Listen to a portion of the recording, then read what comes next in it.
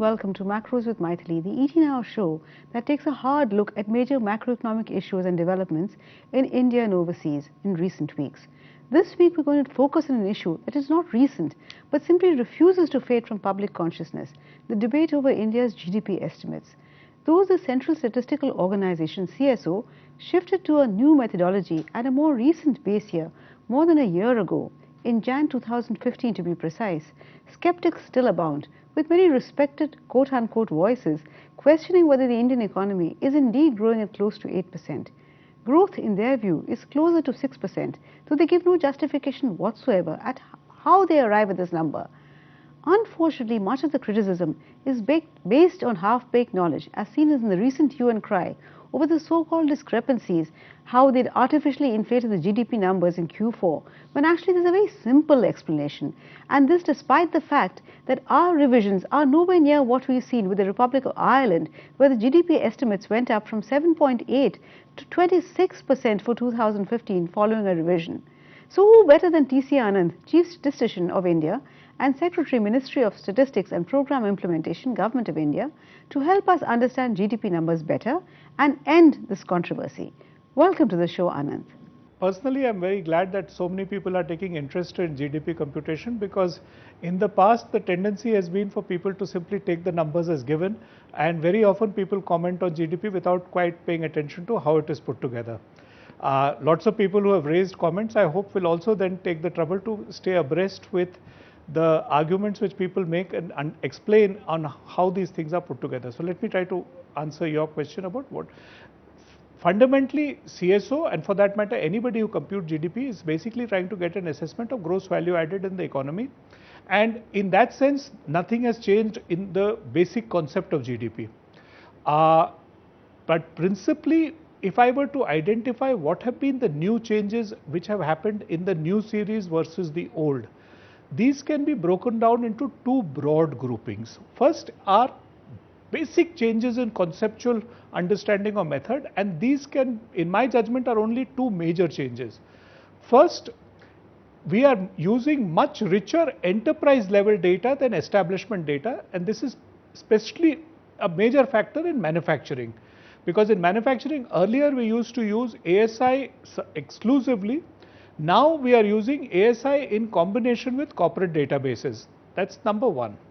The second substantial conceptual change which has happened in the base year calculations but does not reflect in the year-to-year growth rates is in the manner in which we treat the labor input in the informal sector estimate. And we have now treated labor as being heterogeneous across self-employed, household workers and people who work for wages, rather than lumping them all together into a homogeneous category called labor. These are the two major conceptual changes. In addition, we have taken recourse to a number of new data sources. We have access to the data available from the Ministry of Corporate Affairs on corporate finances. We have availability of the data from state governments, much richer data from the state governments on local body accounts. We also have data from the state governments and the central government on tax collections, particularly sales tax collection. We have used all of these in a much more productive manner than was being done earlier. Now, the new data sources as well as the conceptual change in the way GDP is put together implies that the new series reflects a fundamental break from the past, and that is why we have advised that you should not make comparisons between the old and the new method without taking into account the implications of these changes. That's as far as the basic changes are concerned. My suggestion to people is, there is an old Sherlock Holmes adage which I am modifying, that if each one of the individual components of the change makes sense, then the total which they are put together must be right. Ideally speaking, in GDP computation, if all ideal conditions are met, we would get separate and independent data describing value added in production, its allocation in various expenditure categories of consumption, investment and so on. We would also get its treatment in terms of generation of incomes by profits, wages and so on.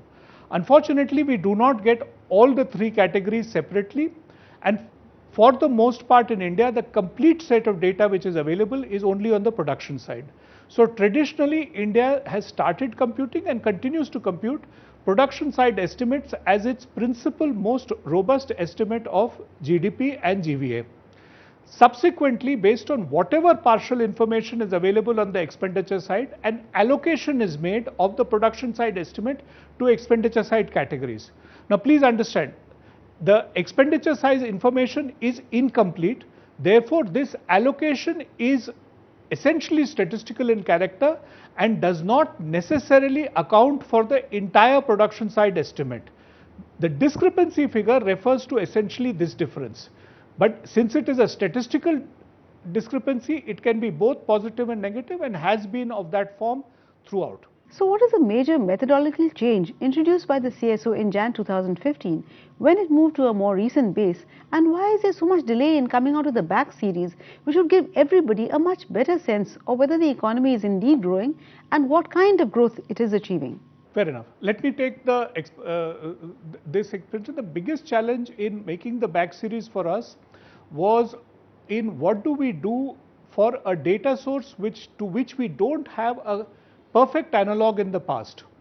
The database which we get for corporate finances now is a very complete description of the corporate sector, whereas what we have earlier are relatively small non-statistical samples of the corporate sector as done by RBI in its earlier corporate studies or by various agencies like CMI, etc., who were putting together databases on the corporate sector. Now most of these refer to anywhere between a few thousand to 25,000 odd companies at the most, which is far less than the total coverage of the MCA database on regular accounts.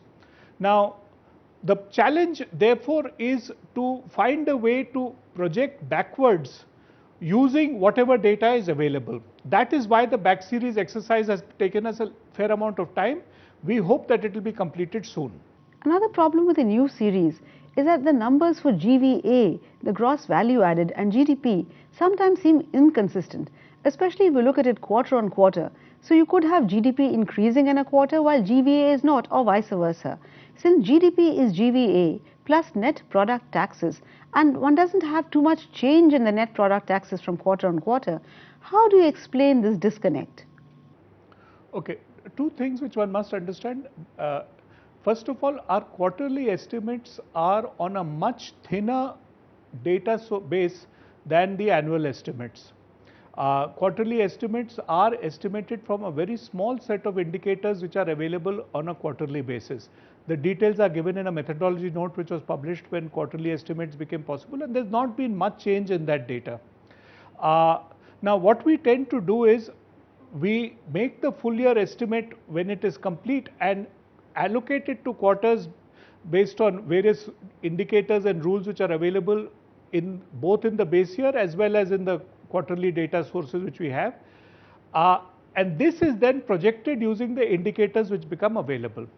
So that's the first point about the quarterly estimate. The difference between GVA and GDP, as you quite rightly say, is taxes.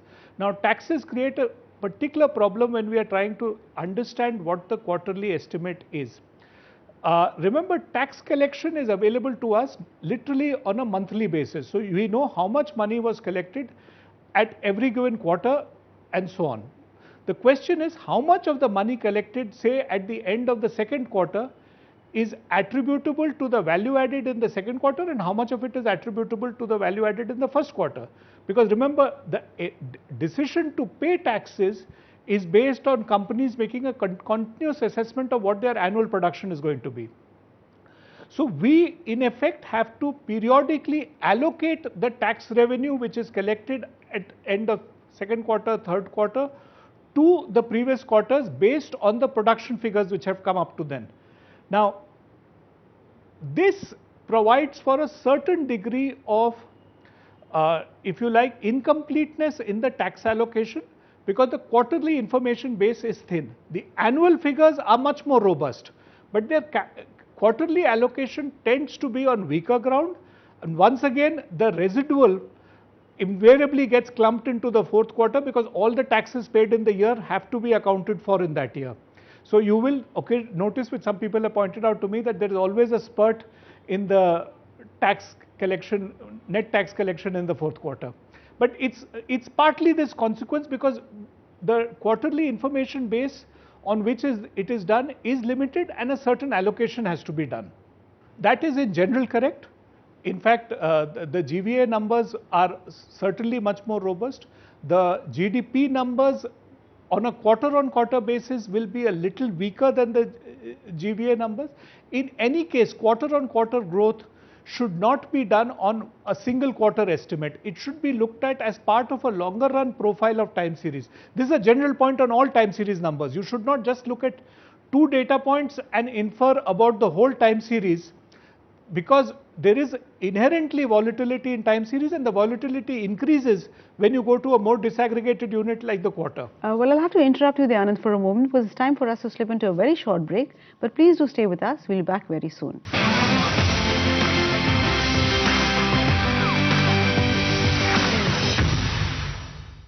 Welcome back. You're watching Macros with Mythili, and I'm discussing with TCA Anant the controversies as well as the difficulties in measuring the GDP numbers and what are the issues really in the GDP estimates, the new estimates by the CSO. A charge that is made repeatedly is that GDP data is often at odds with more high-frequency data like the Index of Industrial Production, IIP. Now, many of us know the difference is partly because the IIP is a volume measure, while GDP is a measure of value add. Also, the base year for IIP is 2004-05, whereas for GDP it is 11-12. But it's still hard to understand why it should take so long to shift the IIP to the same base year as GDP, and also measure it in terms of value add, as in the case of GDP. Okay, there are 2 points here.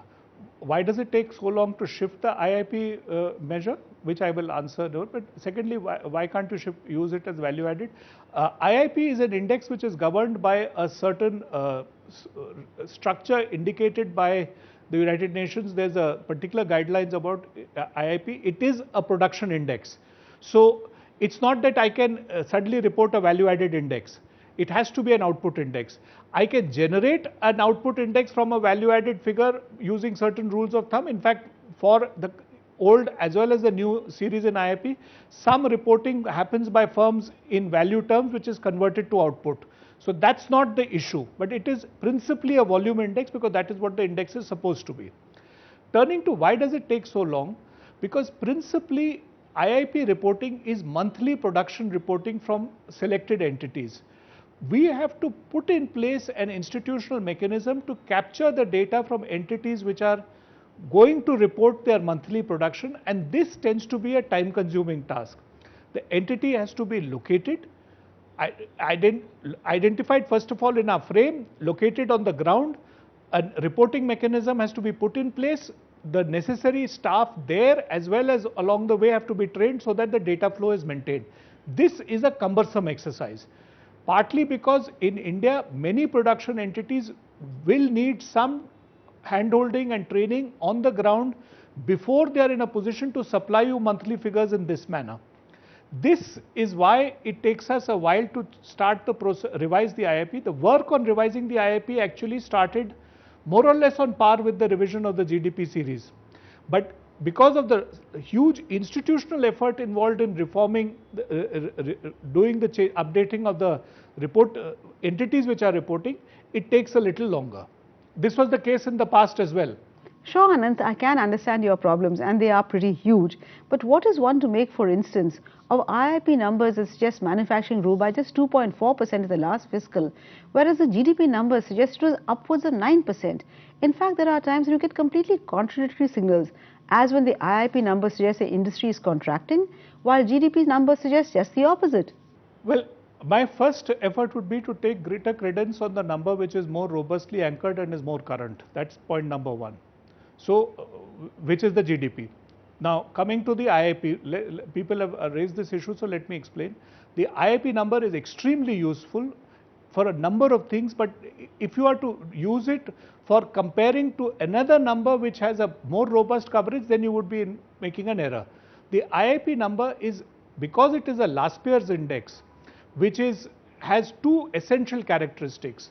The item basket is frozen in the base year and the entity list is frozen in the base year. Has specific consequences. changes in consumption pattern where new items come in are ignored in the composition of the IIP index. Secondly, changes in the entity list where new entities come and become dominant in the industry are also ignored in the IIP construction. Whereas the fact that certain items become obsolete and certain entities stop production or become very insignificant in the industry do in fact reflect in the IIP itself. So there is a certain constructional bias created by a last year's index which has to be taken into account. IIP is very useful for looking at segment-wise allocation and inter-se growth across different segments. We also use IIP for a lot of purposes. But it would be misleading to say that an index which is older and has some limitations is a better indicator of the economy than GDP, I think would be incorrect to say. So what about the disconnect between IIP and core sector data? Agreed, core sector data is released by DIPP and IIP by CSO, but it's the same base year for both, 2004-05, and both are measured in volume terms. So what explains the disconnect between these two series also? And does that mean we will not see the huge difference in future, or these differences will continue? Will we have to learn to live with these differences? Okay, there are 2 points here. One, IIP also, for the most part, for the segments which are common, the reporting agency is the DIPP, even for the IIP produced by CSO. So there is no difference insofar as that is concerned. There are 2 major differences between the core sector index and IIP. One, of course, coverage. Core sector only covers about 38% or 40% of the IIP coverage. That's one part. The other part is in a couple of areas. There are subtle differences in the way the core sector index uses certain sectors and the way IIP uses. One of them is electricity. In electricity, because the core sector index comes on the 1st of the month and IIP comes on the 12th, they get an earlier provisional estimate of total electricity production in the year. By the time the same authority reports to IIP, they have a more complete production for the year because it's for the month, because it's at the end of the month. That's one difference. The second difference is in petroleum. The list of entities which are canvassed for IIP is different from those canvassed for the core sector, is different from those canvassed in the IIP, and this is because of the last year's nature of IIP, which is not fully adhered to in the core sector index. There are some other differences between the IIP and core sector in the treatment of revised data. The core sector index would permit revisions to older data, and that would be reflected in the growth rate in a manner which was very different from the treatment in IIP. This issue we have in fact taken note of, and we hope that will be resolved in the forthcoming releases of both IIP and core sector index. But the other issues based on slight difference in coverage, slight difference in item definitions will arise. In fact, one of the points of validation of the IIP is to actually check that the parts which overlap with the core sector, it's a way of error correction, are in fact the same. So it's not the case that they are different. The differences do arise, but they can be rooted to specific definitional issues, and if users are aware of them, they can draw the right conclusions from the 2 data sets. To some extent, because as I said, the entity difference in petroleum will remain. The difference in power production is a natural difference between earlier estimate and later estimate. The only one which will be accounted for is in the revision policy being followed in the 2 different series, which will be harmonized. With the RBI adopting the CPI, the Consumer Price Inflation Index, as a single target, it's important that the CPI reflects a true state of affairs. Unfortunately, it's not possible to have the kind of confidence in the CPI when there's such a huge divergence between CPI and the wholesale price index, which was as high as 9 percentage points in September 2015. So can't we do anything to bridge this difference? No, the difference will not disappear. The difference between WPI and CPI is largely on the different compositions of their basket. If you were to take the basket in WPI which overlaps with CPI, you would actually get a very close convergence between the 2. In theory, it is possible to generate a long time series of a CPI equivalent estimator from the common component of the WPI basket. A research paper from the our CSO has in fact shown this. That is possible. But this difference between the two is because of the composition of the fact that WPI has a large number of primary products, intermediates, manufacturing products which are not used in final consumption, capital goods and so on. And so the difference is real, and it is important for people who are interested in price movement in India to in fact explore the differences between WPI and CPI, identify where does it arise and what does it imply for understanding both economic policy and perceptions of what economic policy should be. Okay, Anand, so can I ask you to stick your neck out and ask whether in your view the CPI is the right measure to target when it comes to inflation? See, in terms of, let me put it in this way. Governments, what objective should government set the Reserve Bank? CPI is clearly appropriate because CPI reflects the costs to society as reflected by consumers. But the overall macroeconomic balance and the dynamics of the economy are not merely on the terms of what are the prices the consumers face, but also what is happening to the, if you like, perception of prices at the level in the hands of the producers.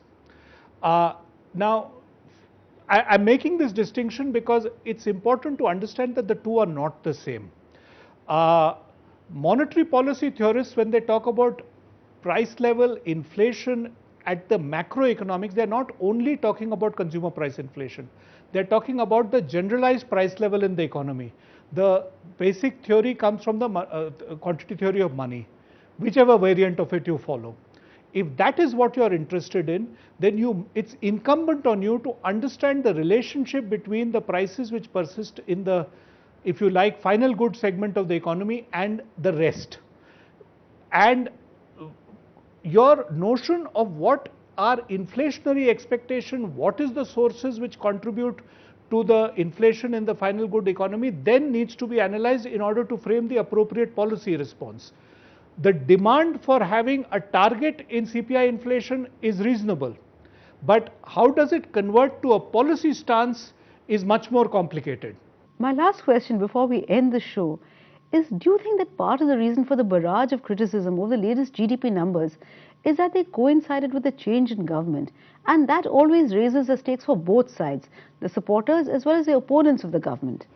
The fact is, once you see how much effort goes into the compilation of a base revision, the change in government happened in 2014. The work on starting this base revision in fact begins a lot earlier, almost 2 years earlier.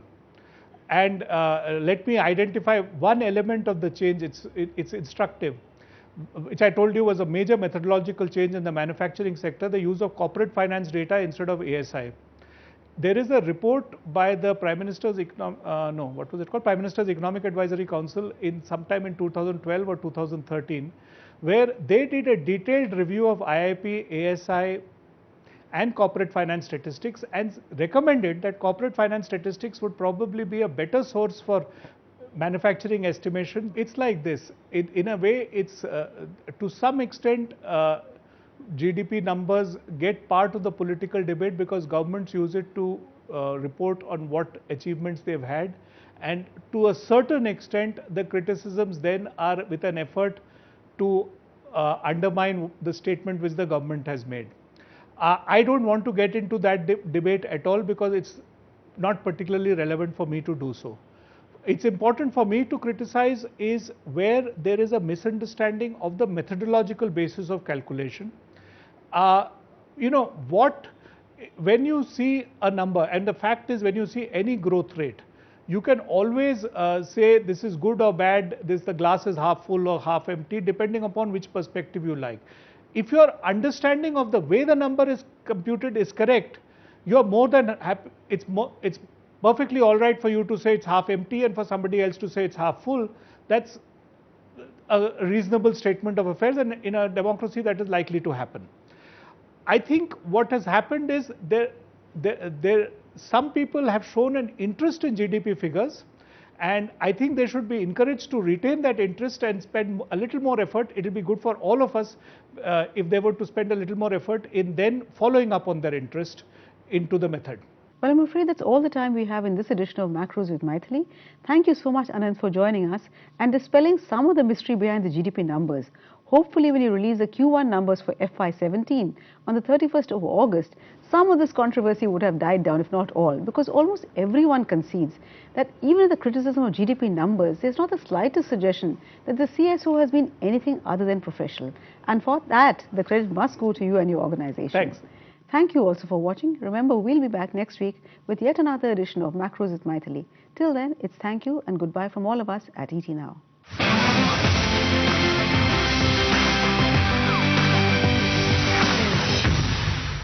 Find us on Facebook at facebook.com/ETNow and don't forget to click the like button. You can also follow us on Twitter at ETNowLive. To stay updated with all our programming, hit the subscribe button on our YouTube channel by logging on to youtube.com/user/ETNow.